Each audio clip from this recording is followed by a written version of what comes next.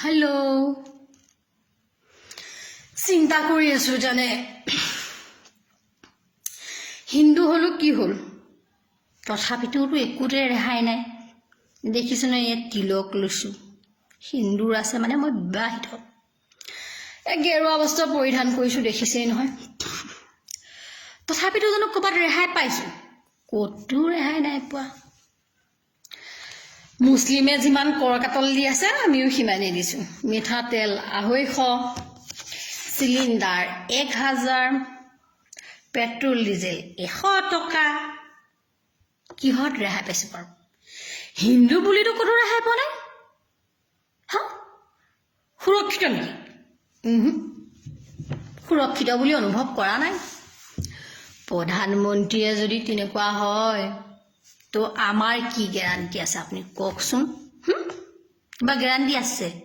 তাতে কোভিড ডাল এনেকুৱা সাংঘাতিক কোভিড বুইছে এটা দিনত নাহে ৰাতি আহে সন্ধিয়া 6 ৰাতিপুৱা 6 কাৰফিউ কতো ওলাব নোৱাৰে কোভিডে পাব সব আজি হাইৰণ ডক্টৰ বৈজ্ঞানিক শিক্ষিত বুদ্ধিজীৱী সমাজ সব মুঠতে কোভিড কোভিড কোভিড ওমিক্ৰন বুইছে এনেকুৱা সাংঘাতিক বস্তু দিনত নাহে এই ৰাতি আহে মানে মেইন কথাটো হৈছে এতিয়া মানে এই কথাটোৰ এই প্ৰশ্নটোৰ উত্তৰ দিতে আমি কাটা পাম বাৰু কওকচোন এইটো এনেকুৱা কোভিড যি ৰাতি আহে কিন্তু দিনত নাহে বৰ সাংঘাতিক বস্তু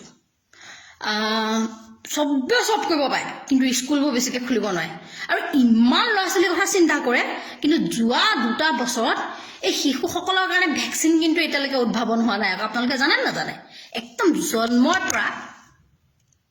যিসকল শিশু সেই শিশুসকলৰ কিন্তু আজিলৈকে ভ্যাকচিন উদ্ভাৱন হোৱা নাই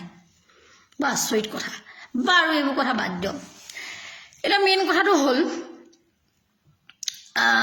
আমাৰ অসমত বিৰাট ডাঙৰ ডাঙৰ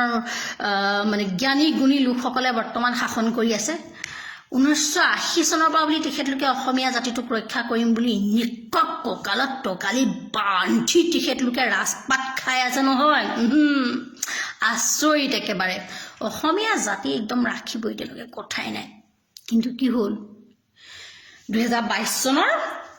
প্ৰথম দিনটোতে মুখ্যমন্ত্ৰীয়ে কৰিলে বোলে আমি বোলে হেৰি 6 নং দফা বোলে আমি ৰূপায়ণ কৰিব নোৱাৰো অলপ প্ৰবলেম আছে আকৌ 6 জনগোষ্ঠীক জনজাতিকৰণো দিব নোৱাৰে বোলে আগৰ জনজাতিবিলাকে অলপ হেৰি কৰিব মানে গণ্ডগোল কৰিব সেই কাৰণে তেখেতৰ হেতু কৰিব নোৱাৰো বুলি ক'লে তাৰ পাছতো কিন্তু আমাৰ মহান মহান জনগোষ্ঠীৰ 6 জনগোষ্ঠী কিন্তু লিডাৰবিলাক চুপ তাৰপিছত আকৌ আমাৰ এই ছাত্ৰ সন্থাৰ উপদেষ্টাজন সি ফুলাই ফুলাই কথা কোৱাজন তেওঁ একদম চুপ একো কথা ক'বলৈ পৰা নাই এতিয়া সেইকাৰণে মুখ্যমন্ত্ৰী মহোদয়ে দেখিলে যে এইবিলাক কথা কোৱাৰ পিছতো তো এনেকুৱা ধৰণৰ প্ৰতিক্ৰিয়া হোৱা নাই তাৰমানে গাড়ীখন আমি আমাৰ মতে চলাই লৈ যাব পাৰোঁ সেইকাৰণে তেওঁলোকে ভাবিলে পাব্লিকক বেছি ওলাব দিলে আৰু নৌটংকি কৰিব পাৰে আমি যেনেকৈ কৰি আছোঁ পাব্লিকেও নৌটংকি কৰিব পাৰে সেইকাৰণে ভাবিলে কোভিডৰ নামত আমি পুৰা SOP ডালি থাকোঁ অৰ্থনৈতিক অৱস্থাটো একেবাৰে শেষ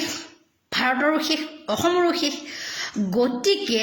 এটা বিজেপিৰ কাৰণে যাতে অৰ্থনৈতিক অৱস্থা শেষ বুলি ভাবিব নোৱাৰে মানুহে সেইকাৰণে তেওঁলোকে মানে গোটেই বস্তুটো কোভিডলৈ পেলাই দিলে কথাটো সেইটো আৰু আমি দেখিছোঁ যে কোভিড উৎপত্তি হোৱা চীন কিন্তু আজি পৃথিৱীৰ ভিতৰত সৰ্বশ্ৰেষ্ঠ ধনী ৰাষ্ট্ৰ হৈ গ'ল বাংলাদেশৰ উন্নতি হৈ গ'ল নেপালৰ হ'ল ভূটানৰ হ'ল আমিহে থাকিলো কিয় আমাৰ ইয়াত বান্দৰ ঢেৰ